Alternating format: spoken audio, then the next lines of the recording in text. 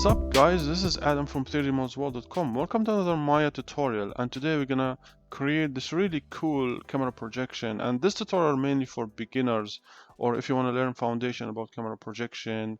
We're gonna do like a combination of matching the camera settings and also like a perspective matching in Maya. So without further delay, let's get started. Okay guys, so this is the scene I have. Now we have it empty Maya scene. So let's start by creating the camera first. So go cameras, create camera, and then so as you see, this is the image we have. We only know that they're using a focal length of 45 milli. So I'm gonna be posting a link also in the description for this image for you guys to download and follow along. Okay, so we know it's 45 milli, so we're not gonna be able to match all the camera settings because that's what we only know. We're gonna be able to use that 45 milli and then do like a perspective matching visually to see how we can align these to work still really well. So we're not doing so we're not doing like a match move like in the movies what they do, but we're trying to perspectively match with whatever information we have on the camera. Okay, so now we have the camera here, and then in the camera settings, in the environment, let's bring the image. So create in the background environment, and then let's go here to image name, and then let's bring the full image first. Okay, and then let's split the Maya window into two views. So let's go here, camera, and then here let's change it to perspective. Okay, so let's take a look. Okay, and then let's change the resolution gaze and see. Okay, we can also change here our render just this way. We can get, we're gonna do HD 1080. Okay, it's not gonna really make a huge difference, but for now we can set it right away. And then what we're gonna do here is the placement. That's kind of important to pay attention to because we want to make sure we set the image correctly. So I found like for this image the best settings was to use like fill and then fit to the film gate, which is basically the default. It came correct, because sometimes you might get the image like set to like best and then setting it to the like a fill was working like the best. Fit to film gate as well. Okay, so let's start working and then see what mistakes and issues comes up and then fix them along the way so you guys can see. Okay, so the first thing we want to do is now we have the camera flat and we kind of want to match the camera angle. So let me create polygon cube. Okay, and then let's just move the camera back because you can see now how perspective is really off. So we don't want to move like this cube. Ideally, we don't want to try to match the angle using the cube like this. Like if you do like this and start doing like this kind of thing, that's a big mistake to do, trying to match it like this way. Because now if you look in perspective, you have the cube tilted extremely weird way and then the camera straight, which doesn't make any sense because the camera obviously is lifted up and looking down at the objects. So the first thing then when doing camera projection, you want to make sure in Maya makes sense whatever you're doing. Even here might look correct, like if we scale it like this way and then we rotate it, trying to line it up this way, it might, let's say, look correct, but here in perspective, because you're gonna be at the end animating the camera perspective and it's gonna look very, very off. So that's something important not to do first. So let's reset the cube, reset everything here, and then keep the cube as is here on the image plane, and then select the camera. First thing important, we said, the focal length here is set to 35, and this camera from the website they said it was 45. So let's change it right away. 45. So now we're getting at least kind of the same focal length. Of course, there's other settings we don't know exactly, but that's okay. because as I mentioned, we're gonna do like a more perspective matching, and so not necessarily you need every single information about the camera. But focal length is always extremely helpful to have at least the focal length, because at least now you're getting more similar to what they used. Okay, and then it's easy thing, instead of trying to rotate here, let's just go into the camera view, and then I start kind of pausing the camera using the cube as a guide to like what kind of, we can scale the cube, it's fine, you can lift it, but don't try to do rotations to line up. Just translations and scale, it's okay, because at the end we have to like scale it and move it around a little bit to make the cube a similar shape to the box. So now if I want to adjust orientation, I only gonna use the camera. Sometimes wireframe helps, and we're gonna push it. You could push it back, or you could move the camera around like this. Either way, it's fine.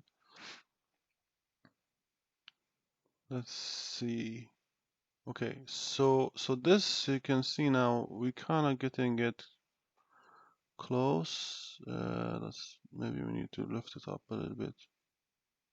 Okay, it's kind of, you kind of need to experiment with the camera and go back and forth between wireframe until you get something looks good. But now I don't want to keep adjusting. We're just using the cube. We do need a ground, because that's extremely important. The second most important thing, or the third, I don't know how many times we said, but important is to get the ground right away as soon and start adding it, because you can see here we need to adjust the ground. So we can just go here. We want to make sure, as I mentioned before, everything makes sense in Maya. So you want to make sure the cube actually on the ground. Otherwise, when you start moving your camera, it's gonna feel like they're floating. They're not really connected to each other. So the cube will not feel like sitting on the pavement. That's why that's very important to make sure it's touching the ground correctly. Something like this is good. Now this is gonna help us right now. You can see it's a little bit feels weird. So let's scale this street. Scale it up, not down. And you can see now it's crashing into the actual image plane here. So you can select it. And then if you go to the settings here, you go like into depth, you can just push it like 10,000 units or something. So it's really far. It's not gonna affect the actual projection. Now, here's the thing. Another important thing. So this image plane we have is flat, and this ground, the real world terrain, is not really flat. It's like you can see here, there's a hills going up, not a hill, but the ground is topography is changing, and then here's like there is curving and going up. So we're using just a flat plane, and we just scale it. It's not gonna be like accurate. But if we keep playing with the camera and trying to like align, it could work at some point. Look, let's give it a try and see how off this is. Let's hide the grid, and let's select the cube here. And now I'm just moving my camera, trying to realign while trying to keep the ground as well to align. So I'm trying now to align both the camera, the cube orientation, and the ground as well, like in mind. But you want to make sure we don't go too far.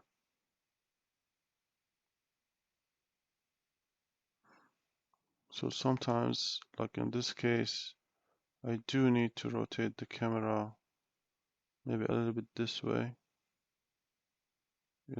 using rotation. So sometimes it's hard to do it using the perspective here. Let's select the cube again. Okay. You're gonna try to reach the best you can. We do at some point have to move some vertices. Okay, you can see now there's a situation where the ground is, like if you go wireframe, we can see the cube is not really fully reaching here. So we need to solve that issue. We need to lower the ground more to reveal more for the cube. So keep lowering the ground and then select the cube here, and then we need to scale it. You know, now we need to go here and then we need to scale it to make sure, move it and scale to make sure this edge, it's gonna, like this point here is gonna be actually touching the ground. So let's move it down. Let's see how far. Maybe we went too far, but you see that's extremely important. You see how off we are right now. So we need to lift it to reach here. Okay. So this is pretty good. Maybe we can push it this way. That's okay. So now we're lining up this edge. This edge is really close. This is kind of working. This edge is also kind of working. So now we kind of locked the cube. That's kind of a good place. Go here and just make sure the actual ground is touching the cube. Let's go another perspective here. Just to make sure we have not floating cube. Something like this. Just double check again. Select the cube. Okay, so now the edge is lining, the ground is touching. Okay. Okay. So everything is now working. Extremely important. We don't need to be obsessed over this terrain very much. Right now we just wanna, the hero of the shot is this cube. We wanna make sure this box is really lining up. Now, this is as far as we can go with the with doing the alignment of the camera. So what I'm gonna do is I'm gonna lock this camera using this lock button. So now we cannot move it because we don't wanna keep moving it. So this way, this is important because this camera only purpose is to use for projection, projecting the image into the 3D models. So if you move it around, it's gonna mess up all the projection. So let's keep it as is. Okay, now we have to move some vertices around to continue the lining up. Why? We're doing this because this is, again, this box is not like fully flat, right? It's like a real world object, so there is some not perfectly proportions. So we want to do that as like if you're modeling an object, which is pretty straightforward. We're just gonna like move these vertices around. Just I'm not trying to move them up. I just move them side to just line up better, like this. And then this one here, and this one we're just gonna shift it up. It will change the box shape a little bit, but as long as we not doing major changes, unless the model need, you know, to look like a statue or something, yeah, you have to kind of adjust the model to match, right? But if it's in this case, we just wanna enough, just shifting vertices a little bit, so it's kind of more doing what the box are doing. Okay, one more thing. Let's go to this image plane. You can rotate it around or something if you want, like to make it make more sense. You know, if you want to do it like this way, let's say it's fine. It's like no problem.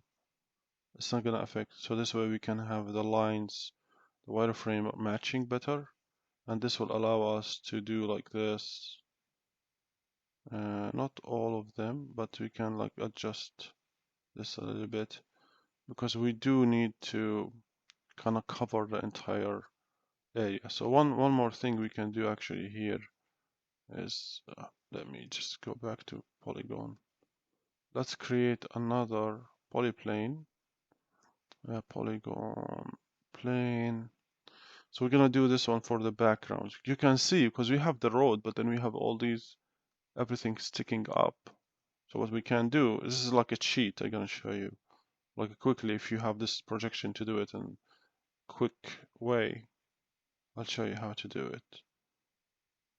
So we're gonna just push it beyond this. This is just for the far part. You might need to tweak it because, you know, as I mentioned, this one is a quick cheat. It's not really part of the tutorial, but I just wanted to mention. So this way, anything that is sky or something far. But in this case, these objects here is closer than here, so it might cause some issue. But I wanted to quickly show you. At least you'll get something so they don't feel like flat. Okay, so this is the okay, this is our objects. Okay, so now, but right now, if you see here, this area could work, but these are more like side, and we having the image plane far there. But I don't want to focus too much, you guys know, on this because that's not the very important part of the tutorial. I want to show you how to do this part. But we can look at that later if it's some major problem comes up. Okay, so now we set up kind of like the basic foundation of this. Okay, so next thing is let's select everything and then let's assign a shader to it. Let's go to, and the best kind of shader in this case to use is like a surface shader because you don't need to add lighting or anything here. So go to surface shader, out color, and then let's bring the projection. And then select it. And then wait for it, press 6.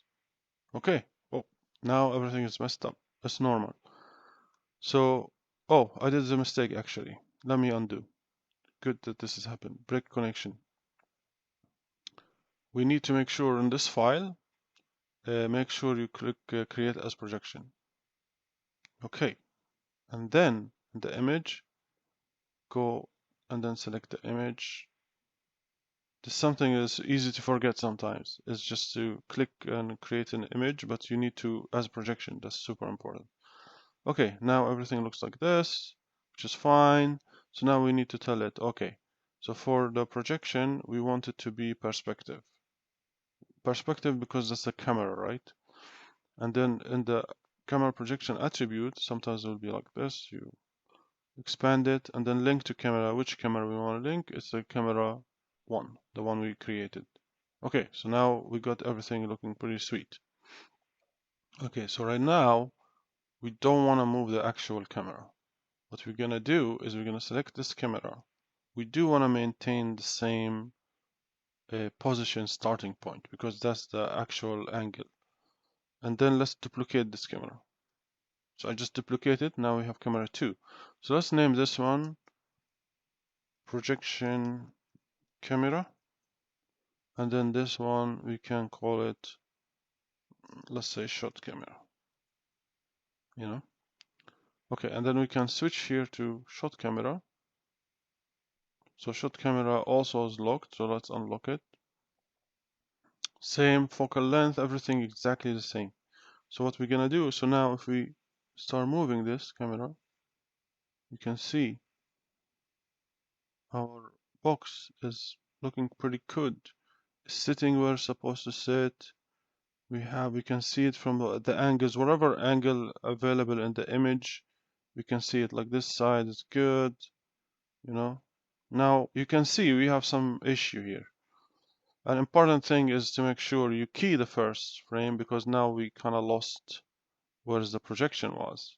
So, you know, you can always copy the values from here and put them here, but the best thing is to, you know, just key your camera where's the original place. But this is fine, we can duplicate it again. But this is so I can show you like in perspective how this one looks. It looks pretty sweet.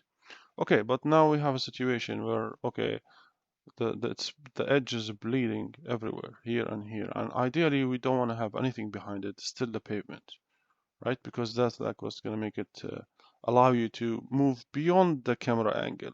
So if this is the camera angle, if you move a little bit like this starts showing or like this starts showing, we don't want that. So this way you can't go too crazy because it's just empty here and here because there's nothing, right?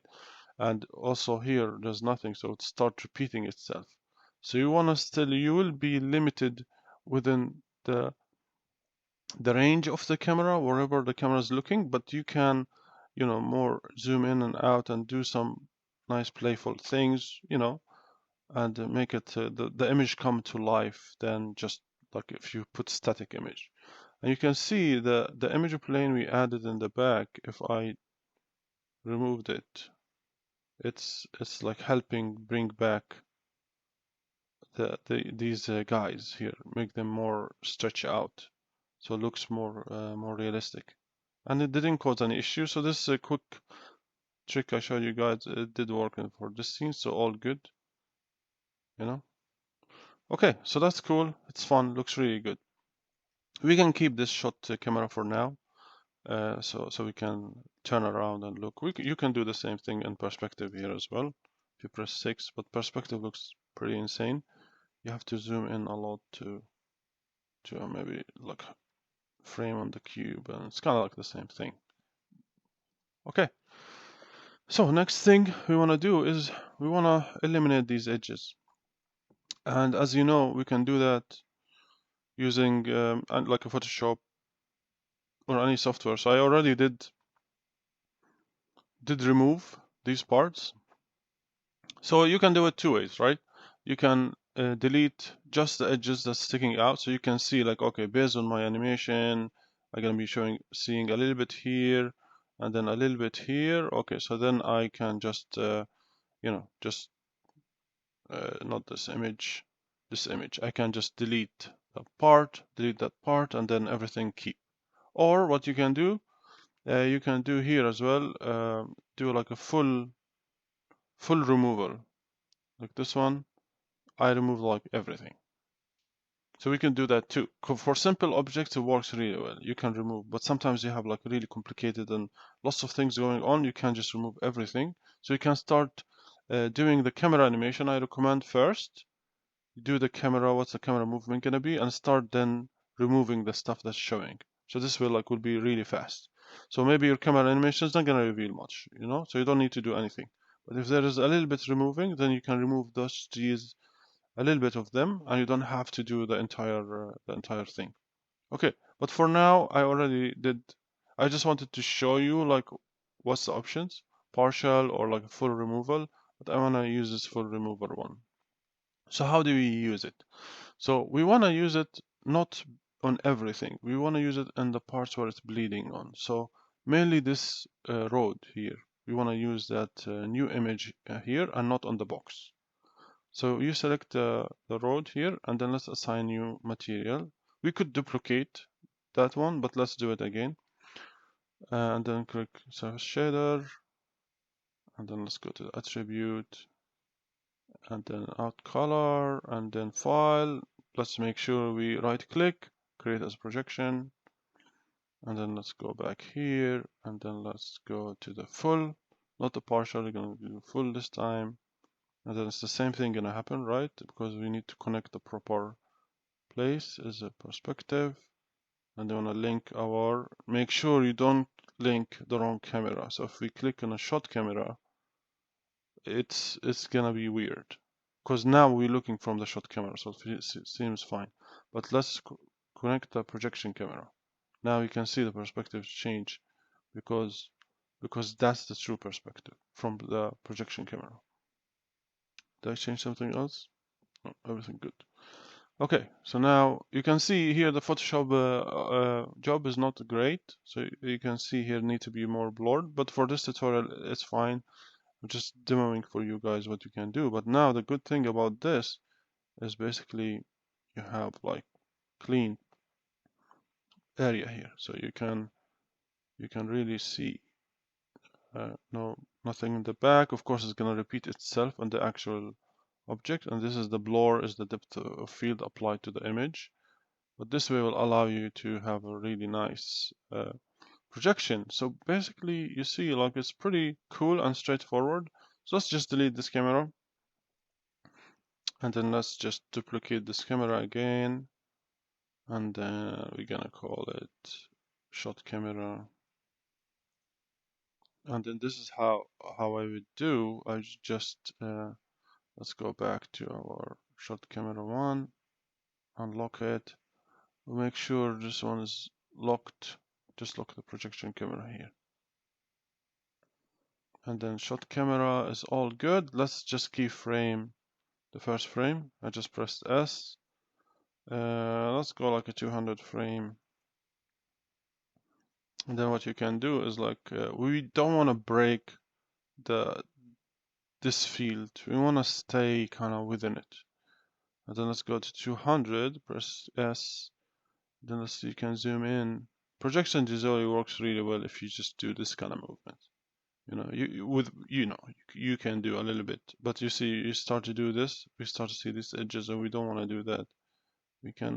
We want to try to maintain the life, you know, the coolness part, but without. Let's see which way we can rotate to have a better, maybe like this way. Let's do it like this way, some epic movement. So start from the side and then go back. But we don't want to start revealing the artifact. You know, that's the thing, right? If the Photoshop job done better, then we can reveal that part. But for this image, I'm gonna try to maintain like this. Let's key this way, and then if we zoom, if we play, now we can see here there's some stuff. So that's where we can add camera breakdowns to try to hide these things. But that's basically how you can do it, guys. You can see it's pretty straightforward and it's really fun. So I hope you enjoyed this tutorial and find it helpful. Please feel free to let me know if you have any questions. These camera projections are always fun to do. I know I did have a couple of tutorials about them, but today I wanted to show you guys this, like for beginners, how to do this and what's the mistakes to avoid. So hope you found it helpful. Please subscribe and feel free to check our website 3dmodsworld.com for more tutorials and cool 3D assets. We appreciate you guys' support. So take care and have a great day.